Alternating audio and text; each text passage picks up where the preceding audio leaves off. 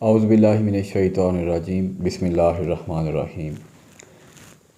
आज की वीडियो में मैं इस बारे में बात करूँगा कि जब भी हम कोई काम करना चाहें या हम कोई इरादा करें मुस्तक़बिल में किसी काम करने का, या हम एक से ज़्यादा हमारे पास ऑप्शंस हों और उनमें से किसी एक को हमने चूज़ करना हो, तो इस सारे सिनारियो में लिखने का क्या फ़ायदा है।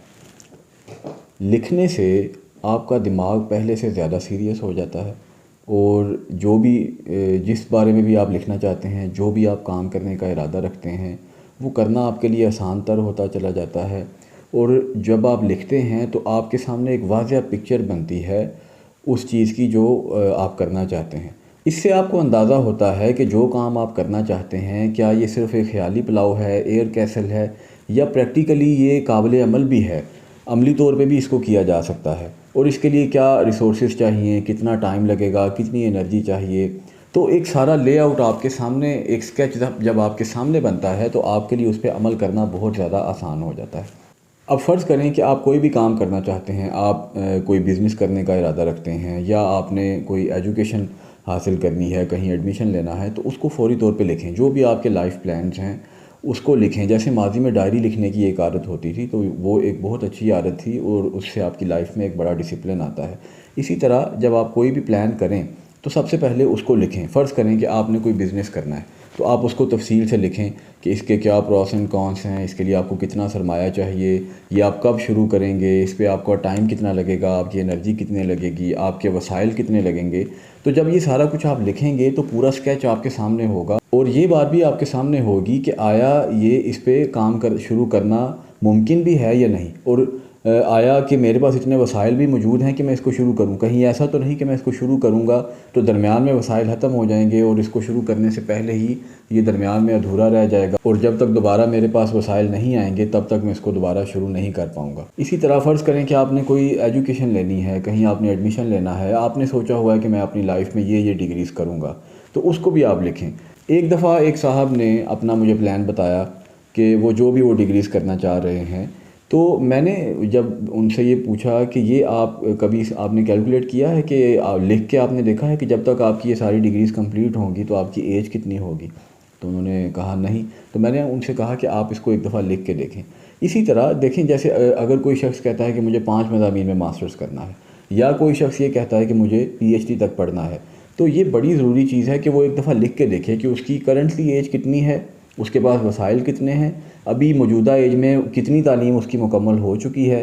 तो जब वो सारी चीज़ें लिखेगा तो ये सारी लिखे कि अब जब इसके बाद मैं ये फ़लाँ डिग्री करूँगा तो ये फ़लाँ साल में शुरू होगी और इतने टाइम में ख़त्म होगी, उस टाइम मेरी एज इतनी हो चुकी होगी। उससे आगे वाला जब मैं फ़र्ज़ करें कि जी BS के बाद मैं MPhil में एडमिशन लूँगा, ये मेरी एज होगी, इस सन में मैं शुरू करूँगा, इस यूनिवर्सिटी में शुरू करूँगा, और जब ये कंप्लीट होगी तो तकरीबन मेरी इतनी एज हो चुकी होगी। और फिर फ़र्ज़ करें कि मैं आगे PhD में एडमिशन लूँगा, तो उस टाइम तक मेरी एज क्या होगी, मेरी लाइफ का सिनारियो क्या होगा, क्या उस वक्त तक अगर मैं सिर्फ़ तालीमी मैदान में रहूँ, साथ कोई जॉब वगैरह ना करूँ, तो आया कि मैं अपने फाइनेंसिस को पूरा कर सकूँगा, अपनी इस PhD की कॉस्ट को पूरा कर सकूँगा। तो ये मैंने सिर्फ एक एग्जांपल दी है। इसी तरह आप जो भी काम करना चाहते हैं उसको लिखें। जब आप लिखेंगे तो सारी तस्वीर आपके सामने आएगी, और बगैर लिखने के आप समझ लें कि आप एक ख़याली पुलाव पकाते हुए जा रहे हैं। आपने एक एयर कैसल बनाया हुआ है, आपको नहीं पता कि ये अमली तौर पे मुमकिन भी है या नहीं, इस पर कितना टाइम लगेगा, कितने वसाइल लगेंगे, कितने इसमें मसाइल आएंगे। तो जब आप लिखेंगे तो हो सकता है कि वहीं लिखते हुए ही आपको अंदाज़ा हो जाए कि ये काबिल अमल नहीं है, या ये मुमकिन नहीं है। और ये भी हो सकता है कि आपके माइंड में ज़्यादा अच्छे आइडियाज़ आएँ, तो जो एक चीज़ आपने सोची हुई थी, अब उसको करने के लिए आप उसको ज़्यादा कोई अच्छा आपको आइडिया मिल जाए और आप उसको बेहतर अंदाज में मुकम्मल कर सकें। फिर लिखने से एक और बात जो बड़ी ज़रूरी है कि आप नफसियाती तौर पे आप तैयार हो जाते हैं उस काम को करने के लिए। जब तक आप सोच रहे होते हैं, आज एक आइडिया आया, कल वो ख़त्म हो जाएगा, परसों तक आपको याद भी नहीं होगा, फिर नए आइडियाज़ आ जाएंगे, फिर कुछ अर्से बाद दोबारा वही आइडिया आएगा। लेकिन अगर आपने लिखा हुआ होगा तो आपका माइंड भी सीरियस होगा और आपको याद भी रहेगा, और आइंदा जब आप उसको देखेंगे तो आप उसको मज़ीद एडिट भी कर सकेंगे, उसमें मज़ीद बेहतरी भी ला सकेंगे, और वो लिखा हुआ आपको बार बार याद भी करवाएगा कि मैंने ये लिखा था और मैंने ये अपनी लाइफ में ये काम करना है। तो इस तरह से लिखने के और भी बेशुमार फ़ायदे हैं, आप इस चीज़ को एक दफ़ा करके देखें। और इसी तरह अगर आपके पास एक से ज़्यादा ऑप्शन हैं और आपने चूज़ करना है कि इनमें से मैं क्या काम करूं। फॉर एग्ज़ाम्पल आपने आगे बैचलर डिग्री में एडमिशन लेना है, तो अब आप सोच रहे हैं कि मैं फ़ार्मेसी में एडमिशन लूँ या बायोटेक्नोलॉजी में लूँ। एक एग्ज़ाम्पल ले लें, तो अब आप क्या करें, आप एक पेज पे सारी चीज़ें लिखें कि बायोटेक्नोलॉजी में अगर मैं एडमिशन लेता हूँ तो मुझे उसमें क्या मसाइल आएंगे, उसके क्या फ़ायदे होंगे, और दूसरी तरफ अगर मैं फ़ार्मेसी में एडमिशन लेता हूँ तो मेरी लाइफ में उससे क्या मसाइल आएंगे, कितना मेरे लिए मुश्किल होगा, इसके क्या मुझे फ़ायदे होंगे। ये मैं सिर्फ एक एग्ज़ाम्पल दे रहा हूँ। इसी तरह फ़र्ज़ करें आप सोच रहे हैं कि मैं अभी जिस शहर में, अपने आबाई शहर में मौजूद हूँ, मैं यहाँ रहूँ या मैं किसी बड़े शहर में मुंतकिल हो जाऊँ। तो आप दोनों ऑप्शंस को पेज पे लिखें और दोनों के फ़वाइद भी लिखें, नुकसान भी लिखें। जब पिक्चर आपके सामने आएगी तो आपके लिए डिसीजन लेना और भी आसान हो जाएगा। इसी तरह फ़र्ज़ करें आपके पास 2 जॉब ऑफ़र्स हैं, आपने दोनों में से एक को चूज़ करना है, तब भी आप इसी तरह लिख सकते हैं।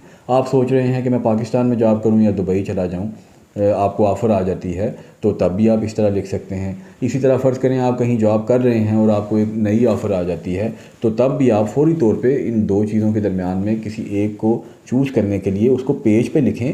एक साइड पे एक चीज़ लिखें, दूसरी साइड पे दूसरी चीज़ लिखें और पूरी उनके बारे में डिटेल लिखें। तो यकीन करें कि आपके माइंड में बड़ी ज़बरदस्त पिक्चर बन जाएगी और आपको बड़ा वाज़ेह अंदाज़ में ये पता चल जाएगा कि भाई मुझे इधर जाना है या इधर जाना है। तो इसी तरह अगर आप एक से ज़्यादा चीज़ों को चूज़ करना चाहें तो तब भी आप लिखने से ज़्यादा बेहतर फ़ैसला कर सकते हैं अपनी लाइफ का।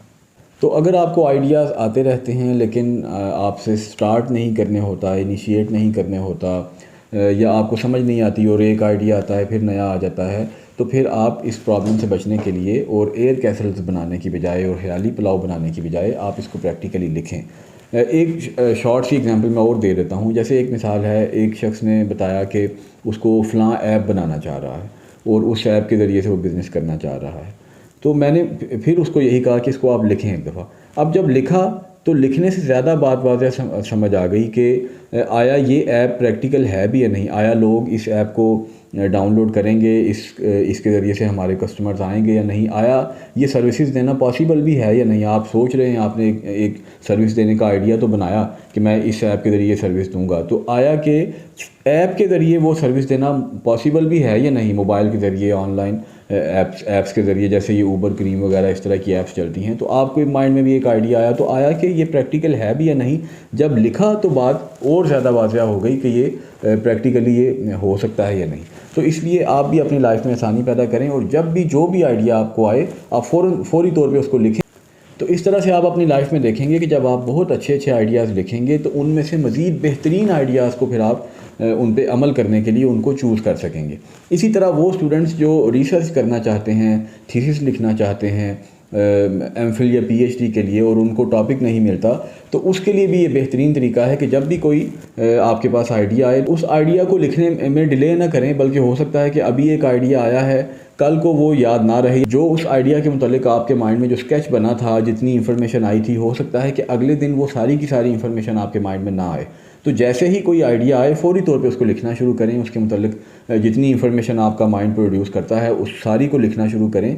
तो इस तरह से आप जब लिखते चले जाएंगे मुख्तलिफ टॉपिक्स, तो फिर जब टाइम आएगा प्रपोज़ल को, आपके साइनॉप्सिस को सबमिट करवाने का, तो उस टाइम आपके पास एक बेहतरीन रिसर्च प्रपोज़ल बन चुका होगा। आप सारे आइडियाज़ में से उस प्रपोज़ल को चूज़ कर सकेंगे जिस पे काम करना आपके लिए आसान भी है और जिससे आपके लिए लर्निंग भी हो और उसका आपको शौक़ भी हो।